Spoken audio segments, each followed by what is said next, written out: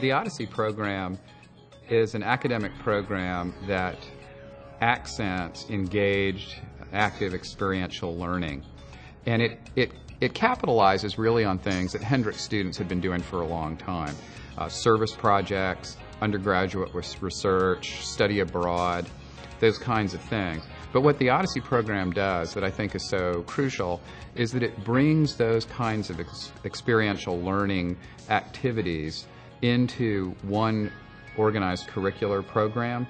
I knew I was going to go to Australia, and I decided to write this proposal to study Aboriginal culture and see what elements have been preserved. And so when I came up with this idea, and I said, listen, I'm going to Australia. It wasn't even like, can I go? It was like, I'm going. And they were like, okay, we'll work it out. We'll figure out how you're going to graduate in 4 years. We'll figure out how to get the money to you and how to stay connected to you so we know what's going on. I mean, the cafeteria ladies were supportive of it. I mean, every time anybody does something outside of just our regular class schedule, everybody knows about it and everybody's supportive of it. That we are educating what we call the whole person. We're not just filling students with information, but we're helping them grow intellectually, physically, spiritually, mentally, that they want to become people with good moral and aesthetic sensibilities. And that can happen through book learning.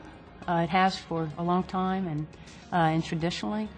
But when you go into another environment off campus, challenge yourself in a service project, as many of the Hendrix Lilly things do, or on your own more independently, as other Odyssey projects do, then you're really forced to decide what you're going to do with that book learning. A lot of education occurs in the classroom. A lot of education occurs reading books. A lot of education occurs writing papers. That's good. Odyssey adds an atmosphere that makes education continue outside the classroom. So when you leave class, you don't cease being educated.